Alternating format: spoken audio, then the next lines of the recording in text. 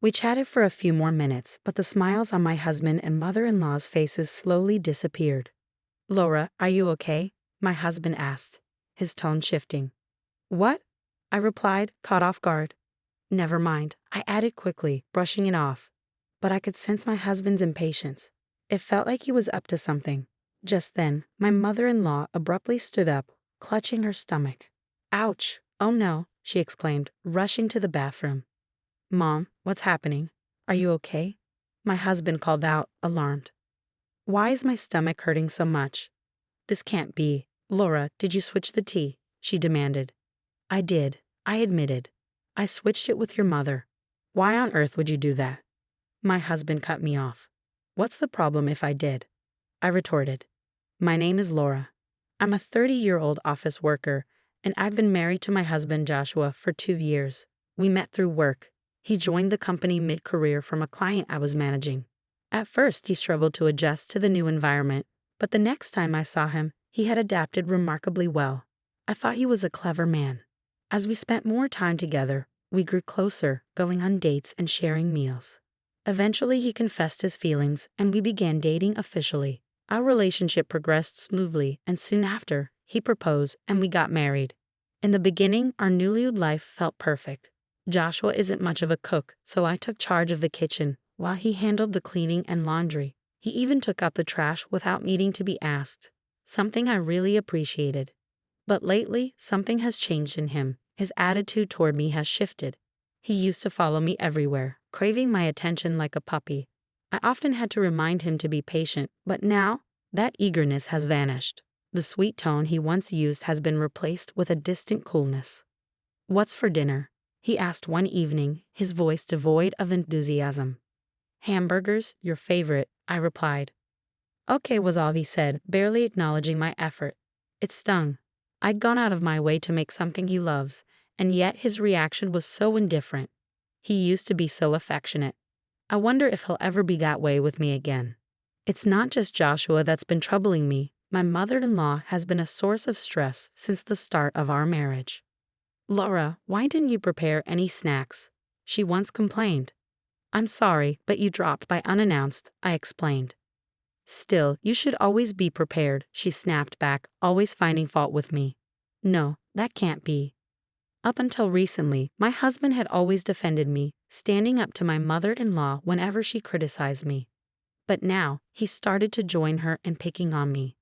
"I really don't think Laura is considerate, do you?" he asked her one day. "It's a wife's duty to always be prepared when my mother comes over," she chimed in. "If you keep this up, you never know when I might leave you," he added, threatening divorce in a way that felt so unlike him. His change in behavior left me feeling hurt and confused. I still wanted to believe in him, but sadness weighed heavily on me. Then, one weekend, something strange happened. My mother-in-law came to visit, bringing with her an expensive-looking tea and some sweets. She seemed unusually cheerful as she offered them to me. "I went out of my way to find the finest tea today. Let's enjoy it together," she said with an unusually warm smile. There was something off about her sudden kindness, but I couldn't quite figure out what. My husband then offered to make the tea himself, which was odd given that he'd been so demanding of me lately. "Thank you, Mother. I'll make the tea today," he said, surprising me. Usually, he would have ordered me to hurry up and prepare the table for his mother. So why was he being so nice today? I couldn't shake the uneasy feeling growing inside me. He handed me a cup of tea with a grin, and my mother-in-law leaned in to inhale its aroma. "Wow, it smells amazing," she said, her nose almost touching the cup. I hesitated and sniffed my tea. It smelled like regular tea, but something seemed off. There were tiny bubbles floating on the surface, definitely not normal. This isn't right, I thought. I shouldn't drink this, but what can I do? How can I swap this tea without them noticing? Then an idea struck me. "Mother-in-law, your favorite Korean singer was on a music show the other night. I recorded it for you if you'd like to watch." Her eyes lit up. "Oh, really? I'd love to see it. I'll watch it right away." As she reached for the remote control, I turned to my husband. "Didn't you prepare any snacks? You made the tea, but forgot the snacks." He bristled at the suggestion.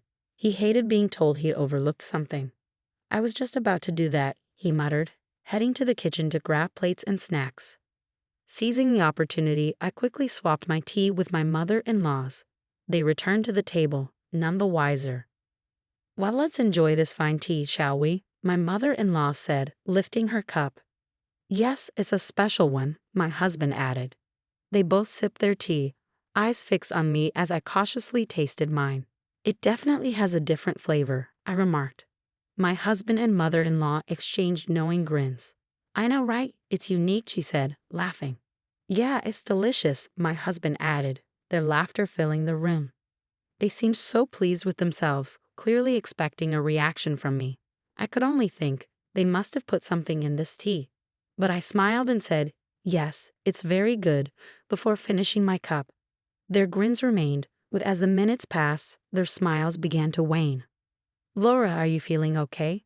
my husband asked, his tone more urgent now. "What?" I responded, feigning ignorance. "Nothing, never mind," I said, watching his impatience grow. He must have planned something, but then suddenly my mother-in-law shot up from her seat, clutching her stomach. "Ouch! Oh," she cried out, rushing to the bathroom. "Mom, what's wrong?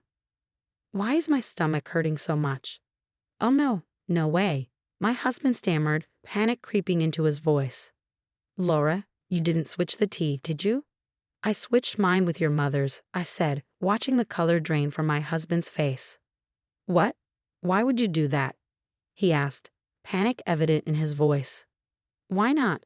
Was there something wrong with the tea you served me? Does that mean you put something harmful in it?" He stammered, "No, it's just that." "Tell me the truth, or you won't be able to handle what's happening to your mother right now. This could be serious."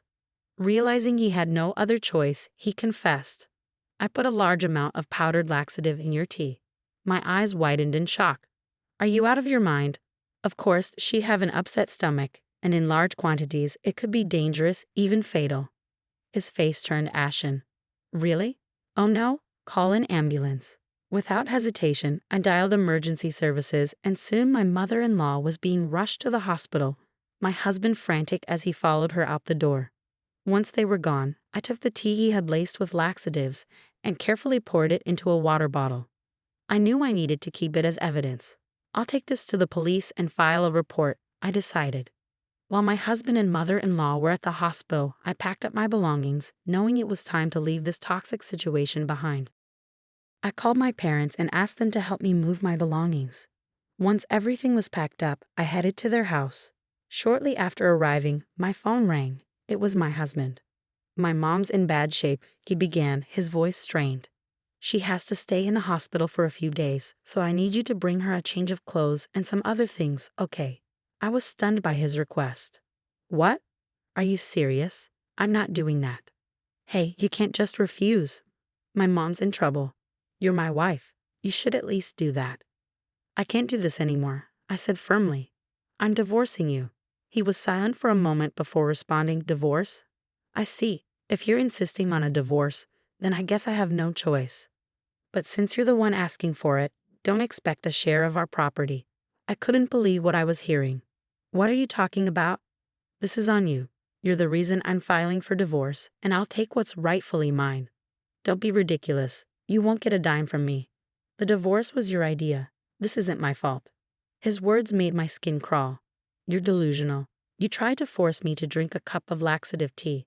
How can you possibly think you're not at fault?" I wanted to remind him that I had solid evidence against him, but before I could say anything, he abruptly hung up. "Fine. I thought I have plenty to do, like finding a lawyer. I'll deal with him later." In the days that followed, my husband bombarded me with messages, demanding to know why I'd taken all my belongings and accusing me of abandoning the house.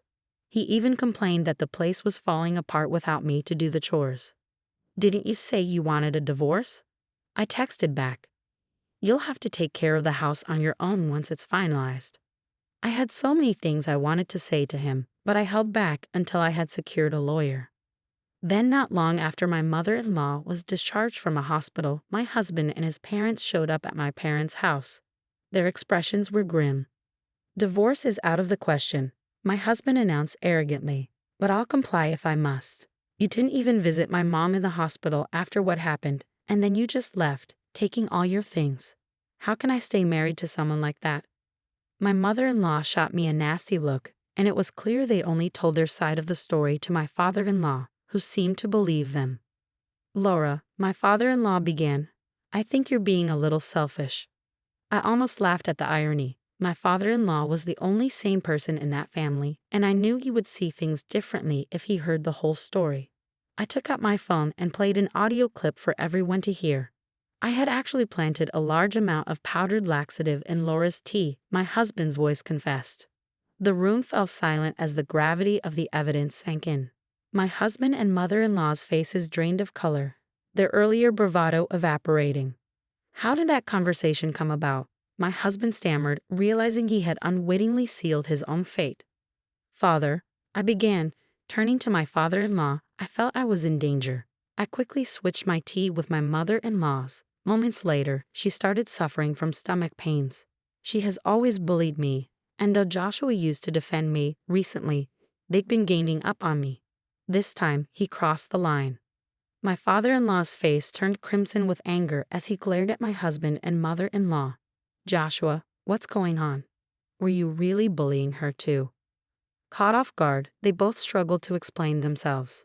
No, wait, Dad, it was just a joke, my husband stammered. Laura wasn't feeling well, so I thought it'd be funny to mess with her tea. It was just a harmless prank. I wasn't bullying her. And I was just playing around, my mother-in-law chimed in. It wasn't bullying. My father-in-law wasn't buying it. Whether you think it's a joke or not, this kind of behavior is unacceptable. Do you really think you can get away with this? I took a deep breath, knowing I had one more card to play. This explains why Joshua's been so terrible to me, I said, reaching into my bag and pulling out an envelope. I spread its contents, photographs, across the table. My husband's face turned even paler as he recognized the images. Did you think I wouldn't find out? I continued, my voice steady. Your behavior was so suspicious that I hired a private investigator. I didn't want to believe you were having an affair, but the evidence speaks for itself. You were probably hoping to push me into asking for a divorce first, weren't you? My husband was sweating now, visibly shaken. He knew I had him cornered. I reached into my bag once more and produced the divorce papers, placing them in front of him. No matter how foolish you are, you must realize that in this situation you have no advantage. Sign these, and maybe we can avoid making this even messier. He stared at the papers, his hands trembling, as the reality of his situation finally set in. Of course, I'll be seeking alimony, and I expect a fair share of the property. And just so you know, I'll be reporting you for assault for planting the laxative, I said, my voice steady. My husband's eyes widened in panic. The police? Wait, don't you feel any sympathy for Joshua? Sympathy? For what? I retorted. It's not just Joshua who's at fault. You're just as guilty, mother-in-law. He was working with you. Wait a minute. Why should I be arrested? It was Joshua who put the laxative in the tea, she protested. Mom, you were part of the scheme. Don't try to shift the blame entirely onto him. What? You think I helped because you found a new potential husband, she shot back. As my husband and mother-in-law began arguing, neither willing to take responsibility, my father-in-law finally had enough. Enough, he bellowed. You both committed a crime. Take responsibility for your actions, and Joshua, you need to own up to the affair. You're to pay Laura the alimony she deserves, and she will get her share of the property. The force of my father-in-law's anger left my husband and mother-in-law stunned. I was relieved he stepped in because my own father was on the verge of losing his temper as well. Let's handle the rest through the lawyers, I said. Get these divorce papers signed immediately. My husband hesitated, but after another round of yelling from my father-in-law, he begrudgingly signed the documents. I'm truly sorry for the trouble my son and my wife have caused you, my father-in-law said, offering his apology as he took my husband and mother-in-law home. With the divorce finalized, I moved forward with my legal actions. I filed for alimony against my ex-husband and his affair partner, receiving $30,000 from each. I also reported my ex-husband and mother-in-law for assault, submitting the audio recording and the tea as evidence. Both were arrested and fined. In an unexpected turn, my ex-father-in-law, repulsed by the chaos caused by my ex-mother-in-law, asked for a divorce from her. She ended up having to fend for herself, working part-time at a low-paying job to cover the fines. As for my ex-husband, his affair partner was furious with him for lying and causing so much trouble. After a heated confrontation, she demanded alimony. He ended up borrowing money from a consumer loan to pay her off in one lump sum. Soon after, she disappeared, leaving him with a massive debt. In the end, my ex-husband found himself abandoned by both me and his affair partner, burdened with debt and facing the consequences of his actions. It was a fitting outcome for his betrayal. On the bright side, I achieved what I set out to do. I secured my fair share of the property and am now living comfortably on my own in a new apartment. I've been working hard and recently received a well-deserved promotion. To celebrate, I'm planning a trip with friends or perhaps with my parents. It's important to remember that intentionally poisoning someone's tea with laxatives is a serious crime, not a prank. My husband and mother-in-law's actions were far from harmless, and they deserve to face the consequences for their actions. Thankfully, my father-in-law proved to be a decent person who understood my situation, which was a small comfort amidst the chaos. Despite the disaster that unfolded, I'm hopeful for the future. I'm looking forward to finding someone who truly appreciates and respects me. For now, I'm focusing on enjoying my newfound independence and the positive changes in my life.